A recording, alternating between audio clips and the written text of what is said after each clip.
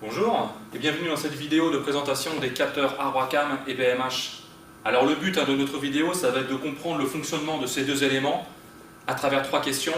La première, c'est tout simplement à quoi ça sert. Ensuite, c'est comment les contrôler sur le véhicule, quels sont les signaux électriques qui sortent de ces deux composants.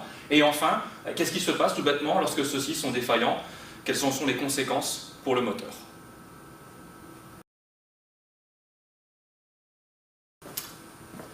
Alors dans cette illustration, le capteur PMH est situé ici. Et donc vous l'aurez compris, le capteur Arbacam est l'élément disposé ici. Alors bien souvent sur un véhicule, le capteur PMH, vous allez le retrouver sur la cloche d'embrayage. Ça veut donc dire que la cible qui est représentée ici constitue en fait le volant moteur. Ce sont les dents du volant moteur qui vont faire office de cible pour le capteur PMH. Le premier rôle du capteur PMH, c'est d'informer le CU moteur, le boîtier d'injection, du régime sur lequel on se trouve. Le régime moteur, c'est issu du capteur PMH. Par exemple, le régime que vous voyez apparaître au contour, c'est le capteur PMH qui le donne directement sur un véhicule. Le second rôle du capteur PMH, ça va être d'informer le boîtier d'injection de la position du moteur. Et pour ça, on va se servir, au niveau du volant moteur, de cette dent manquante qui va nous servir comme référence, c'est-à-dire que lorsque le capteur PMH voit passer la dent manquante, on indique au boîtier moteur que l'on se situe sur les PMH des cylindres 1.4 pour un 4 cylindres. Alors ce n'est pas suffisant pour le boîtier moteur pour savoir exactement quand est-ce qu'il doit injecter du carburant. On est sur les PMH des cylindres 1.4, mais bien sûr on est sur un moteur en même temps 4 temps, 4 temps sur 2 tours moteur. Il y a un PMH qui va correspondre à la fin de compression, c'est là où on aura la phase bien sûr d'injection. Il y a un autre PMH qui va correspondre à la fin de la phase d'échappement. On n'a pas intérêt à injecter à ce niveau-là. Et avec cette seule information, le boîtier moteur ne sait pas sur quel temps moteur il se situe. C'est la raison pour laquelle, pour avoir une position moteur précise, on va avoir besoin du capteur Arbacam. Le capteur Arbacam fait face à une cible qui est très souvent montée en bout d'Arbacam. Donc si l'Arbacam est dans la culasse, c'est la conception aujourd'hui moderne des moteurs, vous allez tout logiquement trouver en bout de culasse le capteur Arbacam. On est sur un moteur 4 cylindres, ça veut donc dire que sur la cible du capteur Arbacam, vous avez 5 marques. 4 marques pour les 4 cylindres du moteur. Vous avez ici la marque du cylindre 1. Si on va dans l'ordre logique d'injection, vous avez ici la marque du cylindre 3. 1, 3, 4, 2 pour un moteur 4 cylindres.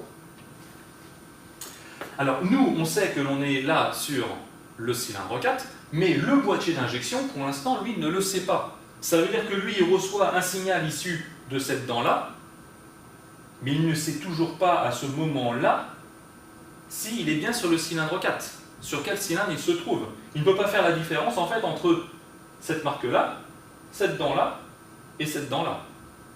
Donc pour l'instant, le moteur en fait n'est pas synchronisé.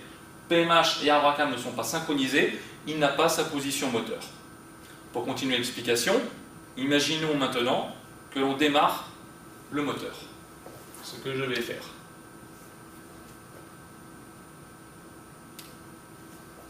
Voilà, donc là, on a démarré le moteur et on fait un arrêt image. Ici, la dent manquante est face au capteur PMH. Ok, le boîtier d'injection sait que l'on se situe sur les cylindres 1, 4, comme je l'ai dit un instant. La marque ici est bien face au capteur Arbacam, très bien, mais comme je l'ai dit un instant, encore une fois, on ne sait pas ici, le boîtier d'injection ne sait pas sur quel temps moteur on se situe. Il ne sait pas à quel cylindre correspond cette marque-là. Donc on va continuer à faire tourner le moteur.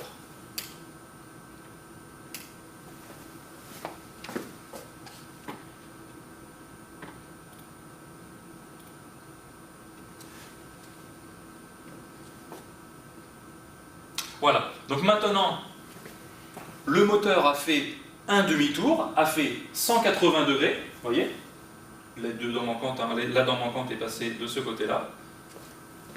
Tandis que l'arbre à cam, comme il tournait sur 2 fois moins vite que le moteur, n'a fait que 90 degrés. De cette marque-là, on est passé tout bêtement à celle-ci.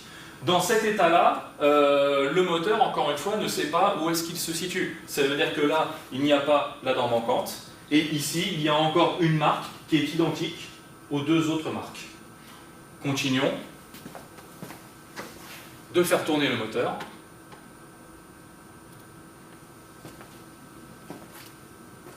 Donc là, encore une fois, 180 degrés moteur, 90 degrés arbre à cam, et regardez dans cette position-là, c'est très intéressant. Ça veut dire que ici, le moteur a vu passer les deux dents manquantes, et le moteur, le boîtier d'injection, voit également passer les doubles dents. Comme je l'ai dit à l'instant, vous avez ici la dent du cylindre 1, et juste à côté de la dent du cylindre 1, vous avez une dent de synchronisation qui permet justement au boîtier d'injection de reconnaître ce cylindre 1. Donc là, on sait que l'on est sur le PMH du cylindre 1, et à travers cette double dent, le boîtier d'injection sait que l'on est sur le temps de fin de compression. C'est-à-dire que PMH et arbre à cam là sont synchronisés. Le boîtier moteur sait exactement quand injecter du carburant. Le moteur peut démarrer. Voyons à présent le contrôle électrique que l'on peut faire au niveau de ces capteurs PMH et arbre à cam. Il faut d'abord savoir qu'il existe deux types de capteurs. Les capteurs inductifs et les capteurs pôle. Voyons d'abord le capteur inductif. Vous avez ici une vue en coupe d'un capteur inductif avec en interne un aimant, pôle sud, pôle nord, qui fait face à une bobine, représentée ici en 3, avec en 2, là ici, un noyau de fer doux. L'aimant permanent va donc nous générer un champ magnétique permanent qui sera déformé par la bobine et surtout par les dents qui font face au capteur. Si bien que l'on va avoir en sortie du capteur un signal qui va ressembler à quelque chose comme ça. Il s'agit donc là d'un signal sinusoïdal généré directement par le capteur. Chaque variation d'amplitude sont causées par les dents. Ça veut dire que chaque montée, chaque front montant du signal correspond au passage d'une dent. Ce qui est intéressant à voir, donc, c'est que ce capteur-là n'est pas alimenté. Vous n'avez pas de tension 5 volts ou 12 volts à venir contrôler pour ce capteur-là. Il peut fonctionner en complète autonomie. Ça veut dire que pour contrôler ce type de capteur, on peut le faire capteur débranché du faisceau du véhicule. Bien souvent, sur ce genre de capteur inductif, vous n'avez donc que deux fils qui en sortent. Un fil de signal, sur lequel on retrouve le signal sinusoïdal, et un autre fil de masse. Il peut parfois arriver qu'il y ait un troisième fil, une troisième cosse disponible sur le capteur, qui va correspondre bien souvent au blindage de ces deux fils, pour éviter les parasites. L'autre test qu'il est possible de faire, c'est le test de résistance de la bobine. On peut ici mettre un ohmmètre, contrôler la résistance de cette bobine. Bien souvent, on tourne autour des 1000 ohms pour ce genre de capteur inductif. À voir après dans les documentations constructeurs. Voyons maintenant le capteur, l'autre type de capteur, le capteur Hall. Alors, pour le capteur Hall, vous avez vu ici que j'ai représenté exactement la même image que pour présenter le capteur inductif. En réalité, un capteur Hall, ce n'est ni plus ni moins qu'un capteur inductif sur lequel est montée une électronique. Vous avez ici une partie électronique qui va nous convertir le signal sinusoïdal issu de la partie inductive en signal carré. L'autre différence avec le capteur inductif, c'est que vous avez toujours 3 fils sur un capteur Hall. Vous avez un fil de signal dans lequel on va retrouver le signal carré. Vous avez toujours bien sûr votre fil de masse comme un capteur inductif et vous avez là un 3e fil en provenance du calculateur, une tension d'alimentation 5 volts, 12 volts, cela dépend des moteurs. Mais un fil d'alimentation pour pouvoir fonctionner, pour pouvoir générer le signal carré, ce capteur a besoin d'une alimentation. Généralement, très souvent, l'amplitude du signal carré est de 0, et si l'alimentation est de 5 volts, est de 0, 5 volts.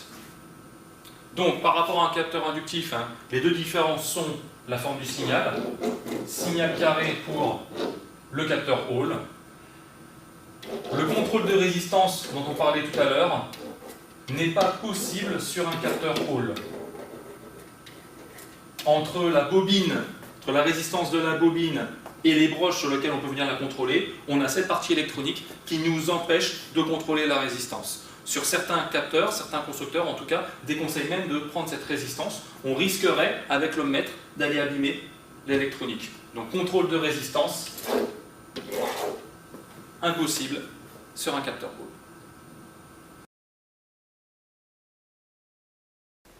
Alors pour continuer les explications, nous allons maintenant travailler sur le capteur inductif qui est ici. Comme vous pouvez le remarquer, vous avez ici donc le connecteur de ce capteur, vous avez 3 cosses à l'intérieur, ça veut donc dire qu'il y a forcément une de ces 3 cosses qui est positionnée face au blindage du capteur. Un fil signal et après un autre fil de masse. Donc je branche le capteur, l'oscilloscope est déjà branché sur le fil signal du capteur. Donc je l'allume. Donc là pour l'instant on a bien sûr une tension de 0 volts fournie par le capteur. Je vais faire tourner la cible. Et bien sûr là comme vous pouvez le constater, en fait il n'y a aucun signal. En réalité je tourne la cible tellement lentement que le capteur n'est pas capable de voir les variations de champ magnétique et donc de créer le signal sinusoïdal. Si je tourne un petit peu plus vite, vous voyez que un signal là se dessine.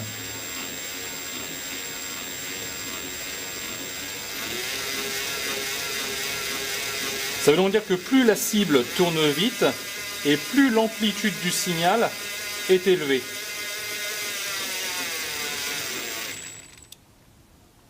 Je recommence.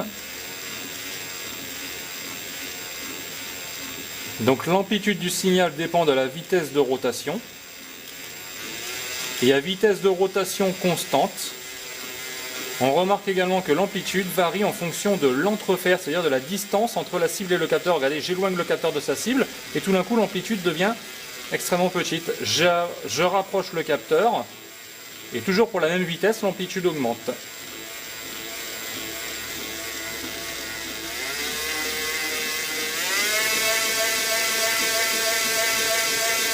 Alors je vais faire un imprimé-écran de ce qu'il se passe.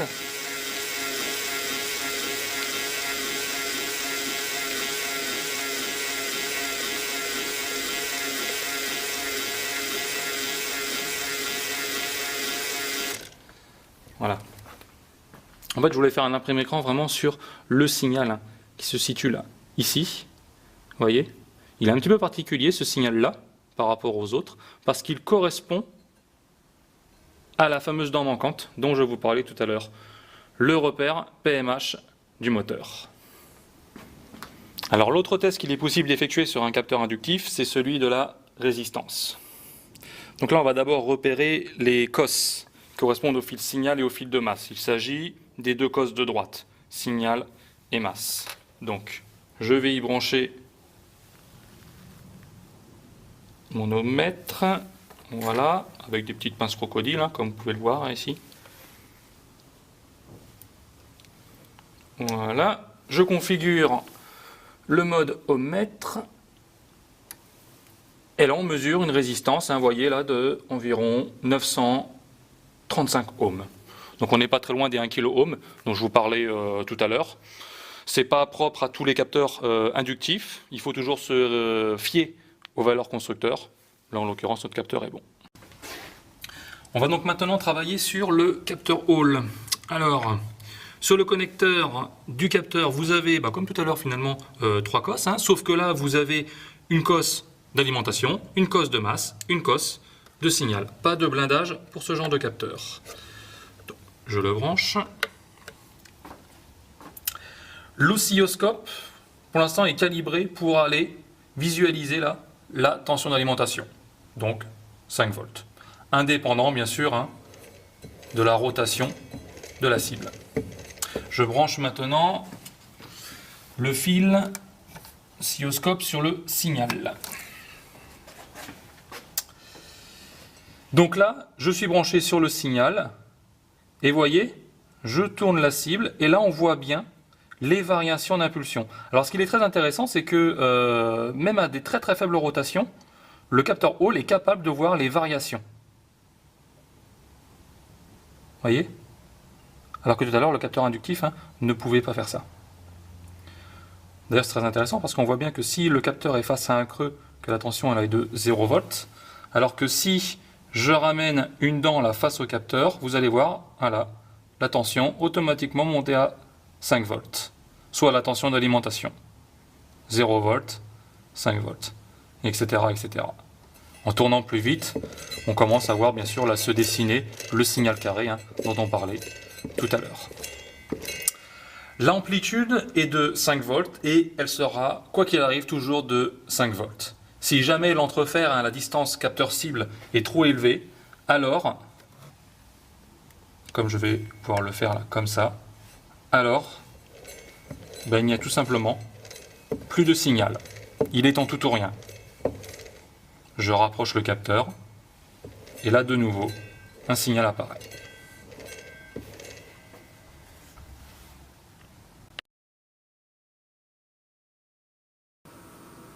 Alors nous allons étudier maintenant ce qui pourrait se passer si jamais les capteurs venaient à être défaillants sur un moteur. Imaginons d'abord le cas peu probable où les deux capteurs seraient en panne en même temps. Pas de capteur Abracam, pas de capteur PMH. Voilà, tout simplement, le moteur ne pourrait pas démarrer.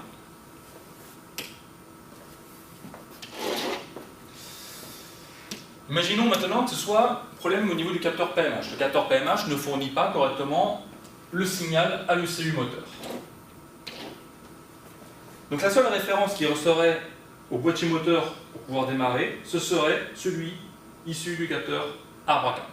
Donc à ce moment-là, généralement, avec le capteur Abracam seul, le moteur peut démarrer, mais par contre, la précision au niveau de l'avance à injection sera bien moindre. Quand on regarde la cible du capteur Abracam par rapport à celle du capteur PMH, on se rend bien compte que la résolution angulaire n'est pas du tout la même.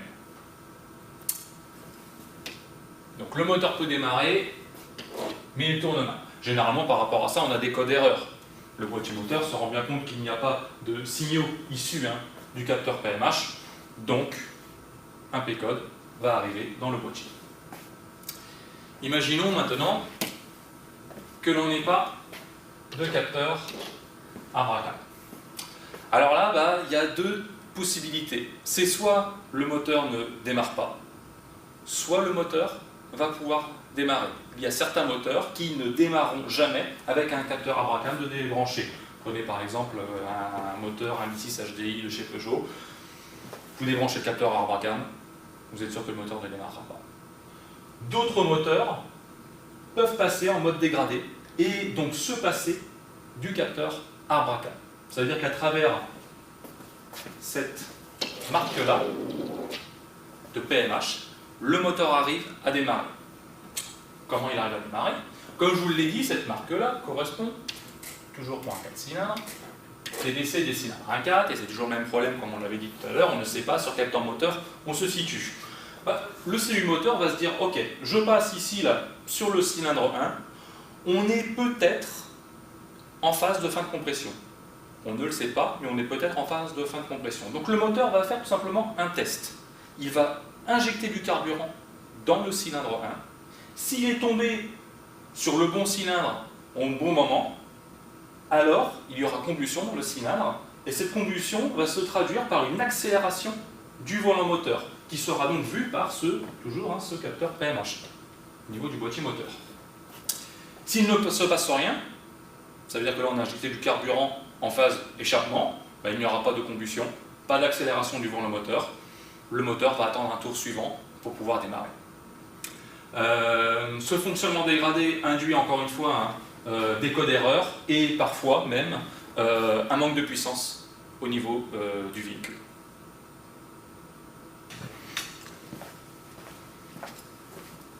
Alors j'espère que cette vidéo vous a plu, et pour aller un petit peu plus loin dans la compréhension de ces capteurs, eh ben, je vous invite à aller dans le chapitre diagnostic de notre chaîne YouTube pour aller y trouver des exemples concrets de panne sur des véhicules.